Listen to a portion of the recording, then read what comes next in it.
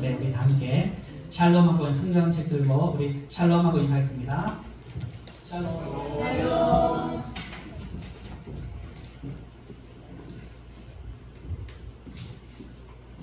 오늘 이렇게 만나서 반갑습니다.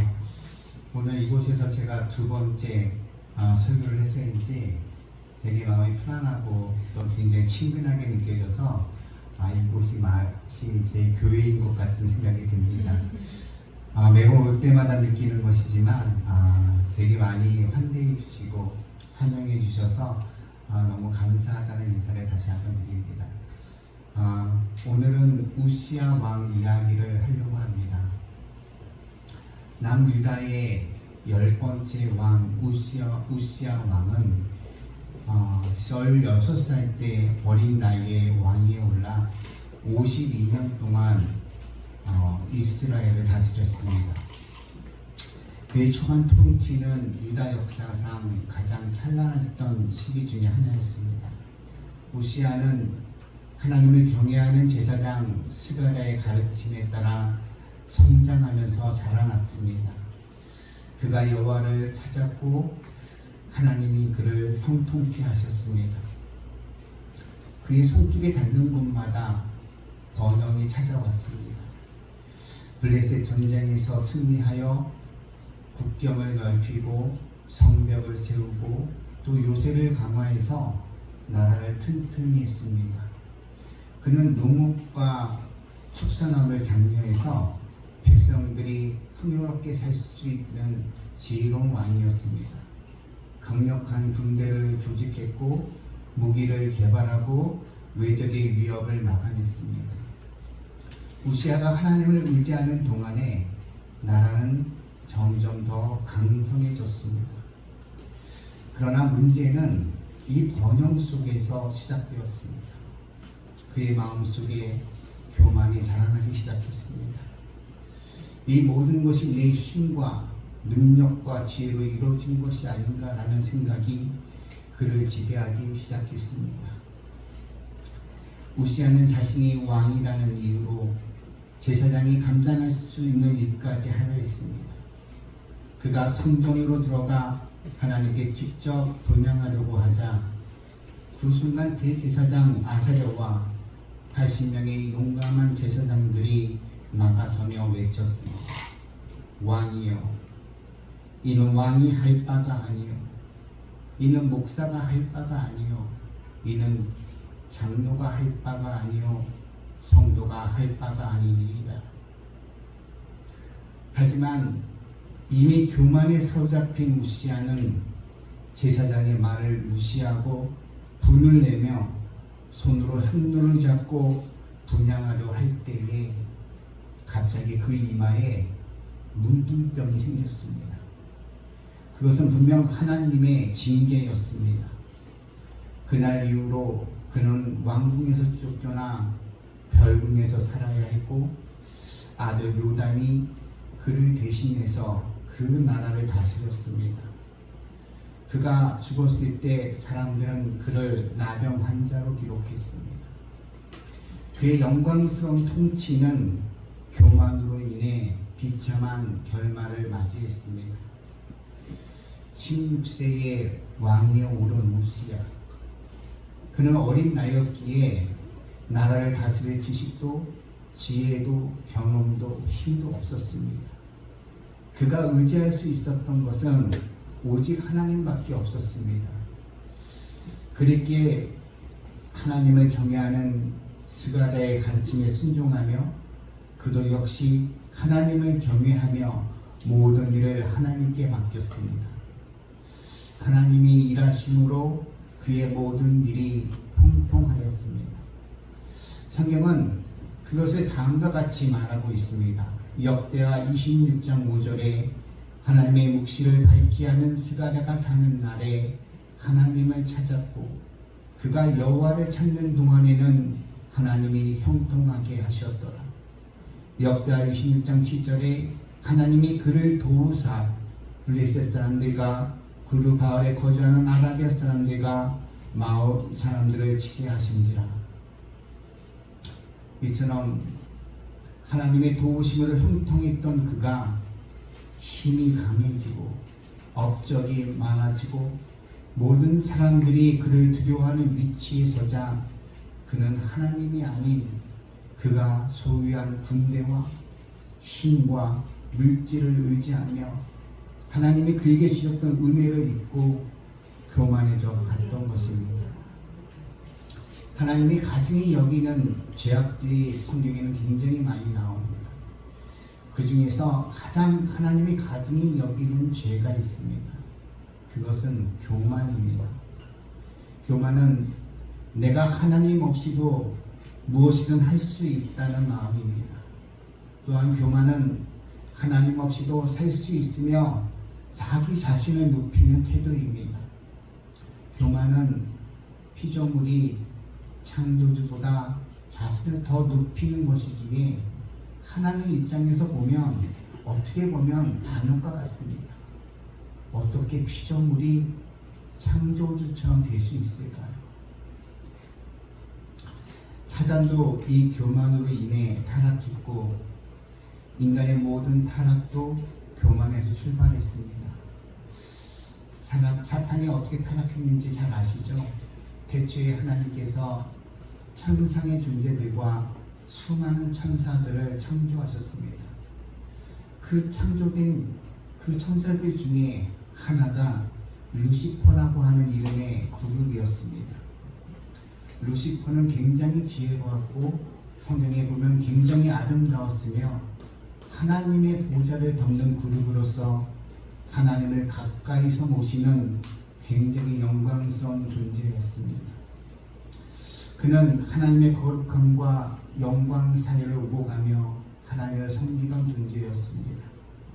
아마도 하나님이 창조한 피조물 중에 하나님을 가장 가까이에서 섬겼기 때문에 그는 남들보다 우월한 느낌을 가졌을 것입니다. 하나님의 보좌를 덮는 그는 수많은 하늘의 천상의 존재들과 천사들이 하나님께 경배할 때마다 그는 자신에게 경배하는 것 같은 느낌을 느꼈을지도 모릅니다. 시간이 흐르면서 루시퍼는 자신이 얼마나 아름답고 영광스러운 존재인지 착각하고 있습니다.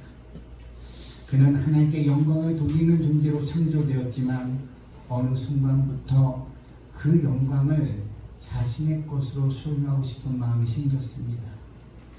그래서 그 마음속에 이런 생각이 들었습니다. 이사야 14장 13절에서 14절에 이런 말씀이 있습니다. 내가 하늘에 올라 하늘의 별들 위에 내 자리를 높이리라. 내가 북극 지폐의 산 위에 앉으리라. 가장 높은 구름에 올라 지극히 높은 이와 같아지리라 하는도다.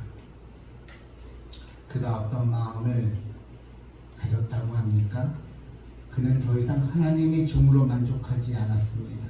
그는 하나님의 보좌를 자기 것으로 탐하고 싶은 마음이 생겼던 것입니다. 그는 그를 따르는 천사들 3분의 1과 함께 하늘께 반기게 됩니다. 그래서 하늘에서 반역이 일어납니다. 하나님은 전능하신 분이셨기 때문에 그 반역은 오래가지 않았습니다.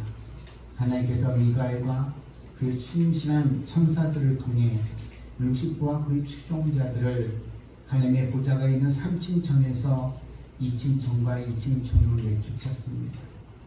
그 이후에 루시퍼는 하나님을 대적하는 자 사탄이 되었고 그의 추종하는 자들은 타락한 영들이 되었습니다. 그들이 어디에 있다고요? 2층천과 1층천에 있습니다. 2층천은 우리가 말하는 우주를 얘기하고요. 1층천은 지구를 중심으로 100km 정도의 대기권을 얘기합니다. 그래서 이 땅은 악한 영들의 지배를 받고 있는 것이고 하나님께서 그것을 허락하셨습니다. 쫓겨난 사탄은 자신의 자리를 대신한 피조물을 보게 됩니다. 그것이 인간입니다. 하나님은 사람을 자신의 형상대로 창조하셨고 그들을 이 땅에 모든 땅을 다스리는 자로 세우셨습니다. 그리고 하나님은 인간을 교제할 수 있도록 그들에게 거룩한 영과 혼을 허락하셨습니다. 그것을 본 사탄은 그 마음속에 질투와 미움이 올라왔습니다.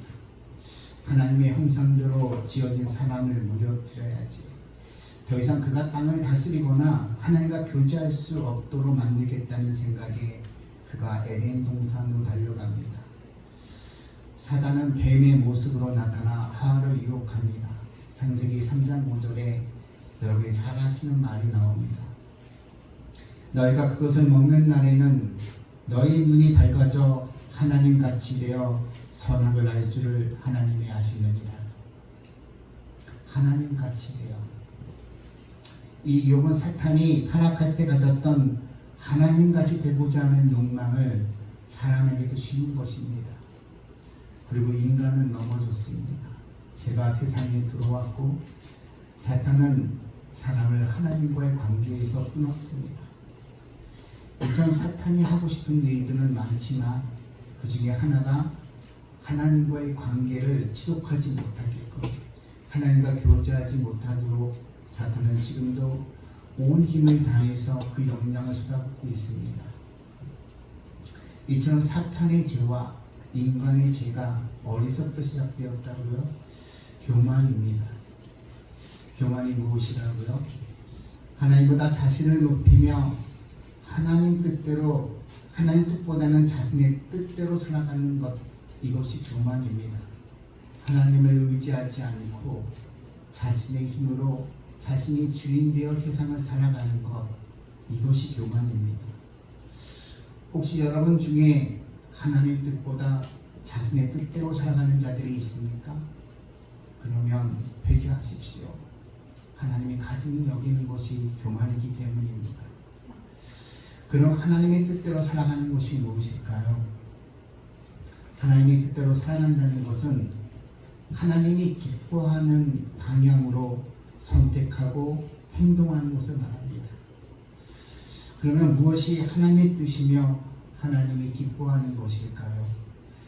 히브리서 11장 6절에 이렇게 얘기하고 있습니다.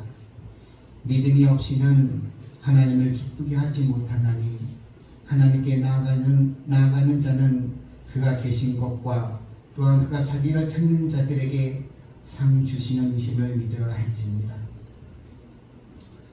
하나님이 기뻐하는 것은 우리가 믿음을 갖고 살아가기를 원하십니다.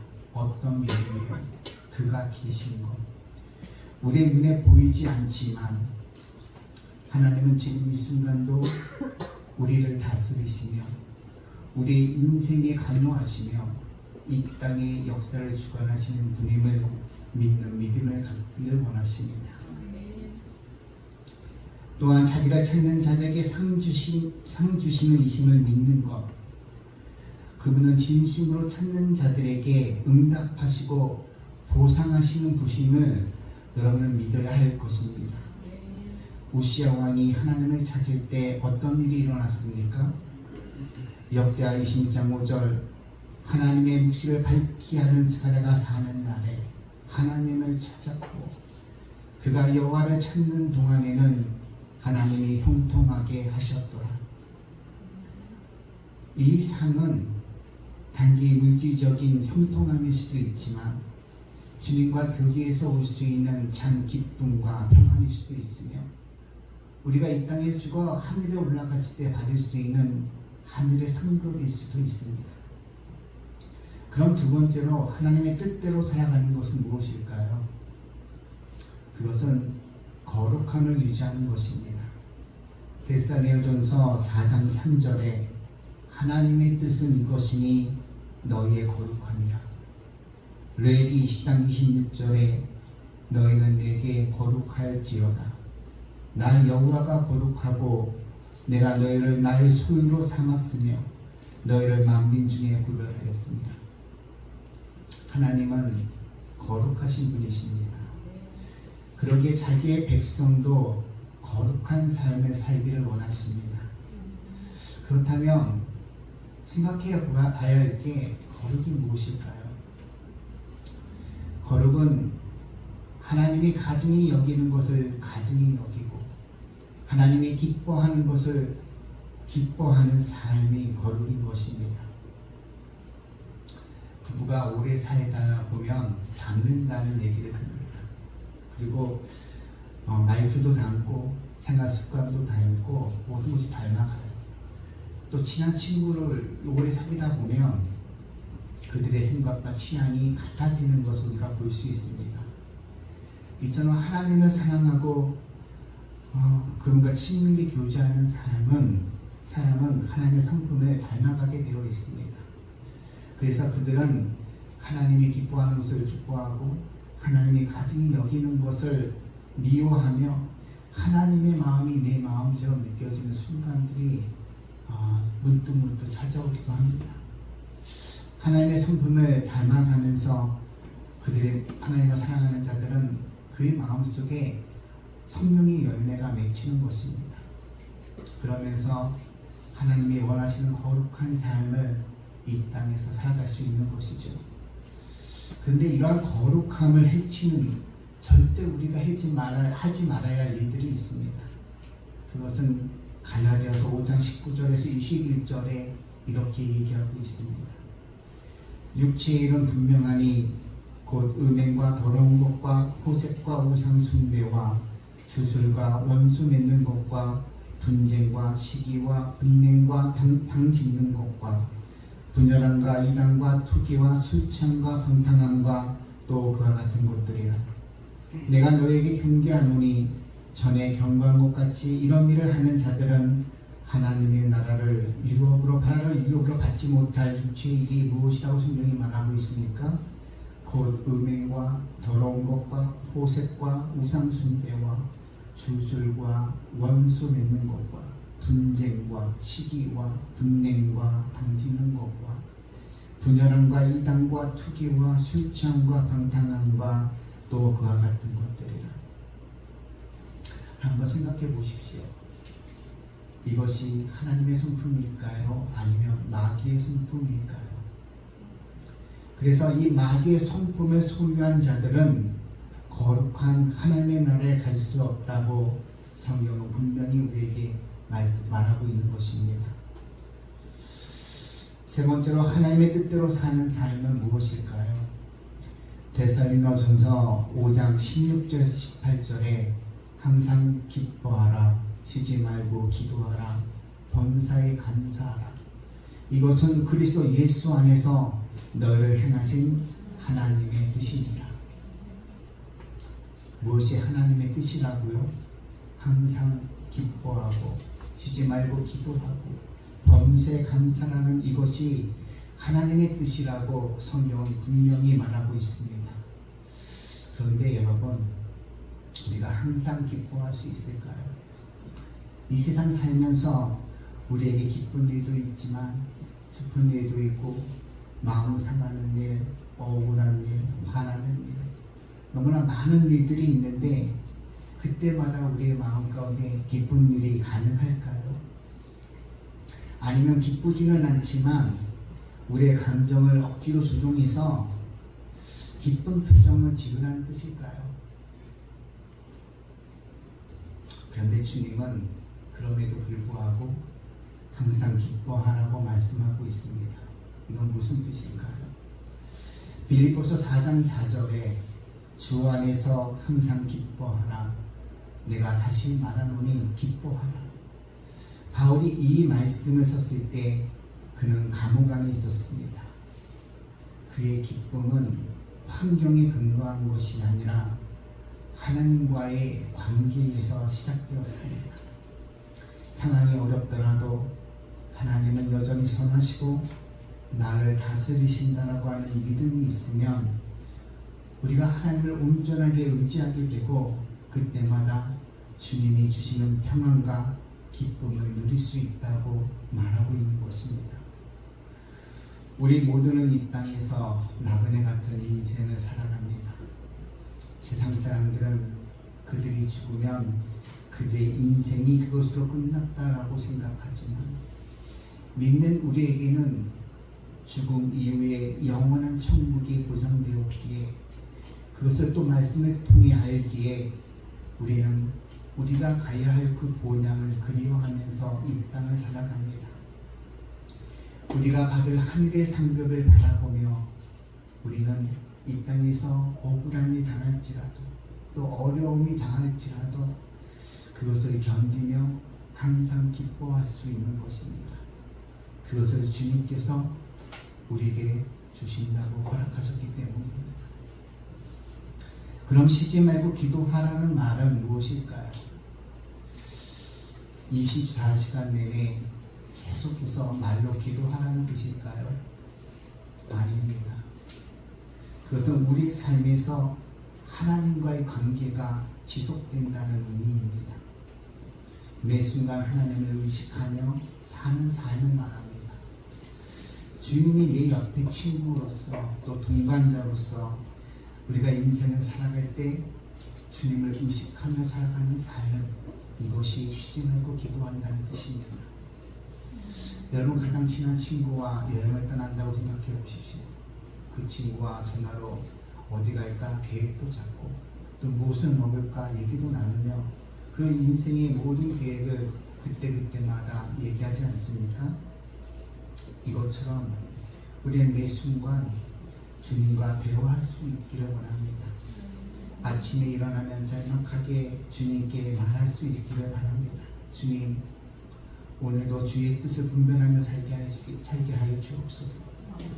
운전 중에 운전하면서 친구 얘기를 하면서 주님, 친구에게 은혜가 있게 해주십시오. 내 자녀 얘기를 그님과 대화하면서 주님, 내 자녀에게 하나님의 마음을 품게 하여 달라고 우리는 일상 속에서 주님을 의식하며 살기를 원합니다. 내 모든 삶을 주님 삶 가운데 주님을 초청하고 내 모든 삶 가운데 주님을 의식하며 살아가는 것, 그것이 쉬지 말고 기도하라는 뜻입니다. 하루 중에 시간을 정해 기도하는 것 굉장히 중요합니다.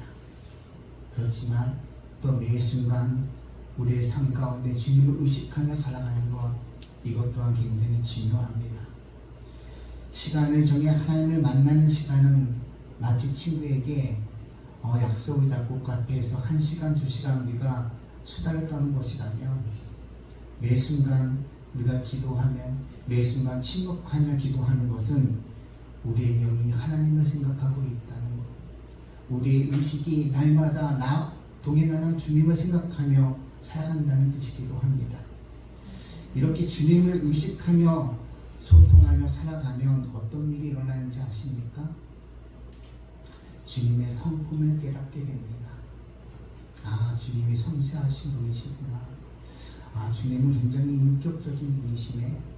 주님은 정말 사랑이 많으시구나. 주님의 성품을 깨닫게 됩니다.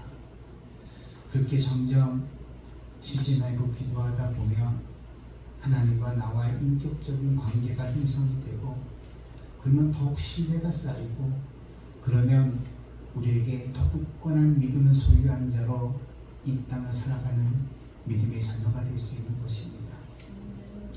범사에 감사하라는 것은 또 무엇을 말하는 것일까요? 그것은 모든 일, 모든 환경, 모든 조건에서 감사하라는 뜻입니다. 기쁠 때만 아니라 슬플 때에도, 일이 잘 될 때만 아니라 실패할 때에도, 건강할 때뿐만 아니라 병들었을 때에도, 이해할 수 없는 일을 겪고 힘들 때에도, 내가 기도했지만 하나님의 응답이 없어 내가 힘든 상황 속에서도 우리는 범사에 감사해야 하는 것입니다. 우리가 범사에 감사할 수 있는 것이 무엇일까요? 우리 범사에 감사할 수 있는 것은 성경에 이렇게 얘기하고 있습니다. 시편 100편 5편에 여호와는 선하시며 그 인자하심이 영원하고 그의 성실하심이 대대에 이르리로다. 이 말씀은 무엇을 뜻합니까? 우리가 겪고 있는 현실이 이해가 되지 않더라도 하나님의 성품은 변하지 않으시며 그분은 항상 하나님의 자녀인 우리를 선하게 이끄시는 분이시라는 사실을 우리가 믿음으로 바라볼 때 우리가 범사에 감사할 수 있다는 뜻입니다. 로마서 8장 28절은 이렇게 얘기합니다. 하나님을 사랑하는 자, 곧 자기 뜻대로 부르심을 입은 자들에게는 모든 것이 협력하여 선을 이루느니라. 지금 우리가 힘들고 어려움에 처해 있어서 깜깜한 터널 가운데 있을지라도 하나님은 우리를 외면하지 않으시고 모든 일을 사용하여서 선한 뜻을 이루어 가신다는 것을 우리가 믿음으로 바라볼 때 우리는 범사에 감사할 수 있다는 뜻입니다. 이처럼 항상 기뻐하라, 쉬지 말고 기도하라, 범사에 감사하는 말씀은 우리가 하나님과의 살아있는 관계에서 자연스럽게 열매맺는 삶의 태도입니다. 그렇게 해서 주님께서 말씀하십니다. 내 사랑하는 자녀들아, 내가 너희와 깊은 관계를 맺고 싶다. 그러니 너희는 항상 기뻐하고 쉬지 말고 기도하고 범사에 감사하는 자녀들이 되기를 간절히 원한다. 이렇게 말씀하고 있는 것입니다. 지금까지 우리는 우시야 왕의 교만에 대해서 이야기를 나누고 교만이 얼마나 심각한 죄인지 또 그것을 짓지 않기 위해서 우리는 무엇을 해야 될지 이야기를 나누었습니다. 다시 우시야 왕 이야기로 되돌아보겠습니다. 이제 우시야 왕이 아닌 아사랴와 80명의 제사장을 통해 하나님이 우리에게 주시는 교훈을 살펴보겠습니다. 여러분 살면서 가장 두려운 순간이 있었습니까? 또 있다면 무엇입니까? 내가 믿는 신념을 지키기 위해 강한 권력 앞에 아니오라고 말할 때 아닙니까? 오늘 본문에서 아사랴와 80명의 제사장들이 그런 순간을 맞이했습니다. 우시야 왕이 성전에 들어와 직접 분향하려 했습니다. 이는 하나님께서 오직 제사장들에게만 허락하신 일이었습니다. 바로 그 순간 아사랴와 80명의 용감한 제사장들이 일어나 우시야 왕 앞을 가로막았습니다. 왕의 분노가 자신들을 죽일 수도 있을 거라는 생각을 그들도 가졌을 것입니다. 그럼에도 불구하고 그는 하나님 편에 서서 담대하게 외쳤습니다. 왕이여, 이 일은 왕이 할 바가 아닙니다. 왕이여, 범죄하지 마십시오. 나가십시오. 그날 88명의 제사장들은 목숨보다 하나님을 더 두려워했습니다. 그날 그들은 사람이 아닌 하나님을 더 경외했습니다. 그들의 선택은 쉽지 않았을 것입니다. 왕 앞에 서는 것도 두려울 텐데 왕에게 그것은 잘못된 일이라고 말하는 것은 그들의 목숨을 내놓는 일인 것 같았습니다. 그러나 그들은 사람보다 하나님의 거룩함을 더 중요하게 여겼습니다. 성도 여러분, 오늘 우리가 사는 세상도 이와 마찬가지입니다. 진리를 말하면 거절당할 수도 있고 하나님의 뜻대로 살다 보면 미련하다고 또 조롱과 비난을 받을 수도 있습니다. 그러나 하나님의 백성은 다수의 편이 아니라 오직 하나님 편에 서야 한다는 사실을 잊지 마십시오. 우리의 인생을 살면서 수많은 갈림길 가운데 우리는 매번 선택을 해야 합니다. 하나님 편에 설 것인지 사람 편에 설 것인지. 그 선택이 때로는 두렵고 외롭고 소매처럼 보일 수도 있습니다. 그러나 성경은 이렇게 얘기합니다. 하나님의 편에 선 자는 결코 헛되지 않다라고. 제사장들이 하나님 편에 섰을 때 어떤 일들이 일어났습니까? 그들의 말은 하나님의 말씀이 되었습니다. 그들의 외침은 하나님의 징계의 도구로 사용되었습니다. 그 자리는 인간의 권세가 꺾이고 하나님의 주권이 일어나는 현장이 되었습니다. 그래서 그들은 하나님의 징계를 목도합니다. 왕의 이마에 문둥병이 생기고 그가 벌궁에서 쓸쓸히 그의 인생을 살아가는 그 사라져가는 모습을 그들은 목도할 것입니다. 오늘 우리는 우시야 왕을 통해서 그리고 아사랴와 80명의 제사장들의 그 삶을 통해서 깨닫습니다. 교만은 심판을 불러오고 순종은 하나님의 역사를 불러온다는 사실을 말합니다. 어떤 때 어떤 환경이 있든지 하나님의 편에 서는 자가 되시기를 주의 이름으로 기도하겠습니다. 기도하겠습니다. 하나님 아버지, 오늘 말씀을 통해 하나님의 뜻대로 사는 삶이 무엇인지 깨닫는 저희 되게 하옵소서. 우시아 왕이 처음에는 주님을 의지했지만 그 은혜를 잊고 교만해졌을 때 하나님의 징계를 받았음을 보며 저희 자신의 모습을 돌아봅니다. 주님, 저희들도 모르게 성공과 안정 속에 하나님의 은혜를 잊고 그것을 잊고 살아간 적은 없었는지 회개합니다. 또 주님의 자리를 우리의 교만으로 인해 침범한 곳은 없었는지 회개합니다. 하나님 아버지, 아세라와 80명의 제사장들처럼 진리를 위해 담대하게 일어서는 자가 되게 하옵소서. 사람의 눈치를 보지 않고 주님의 뜻을 따라 어떤 권력 앞에서도 주님의 말씀을 붙드는 믿음을 허락하여 주옵소서. 세상은 점점 더 하나님을 부정하고 믿음을 공격하지만 그때에도 여전히 저희는 주님의 편에 서기를 원합니다. 오늘 저희를 사용하셔서 주의 영광을 드러내는 삶을 살게 하옵소서. 예수님의 이름으로 기도합니다. 아멘.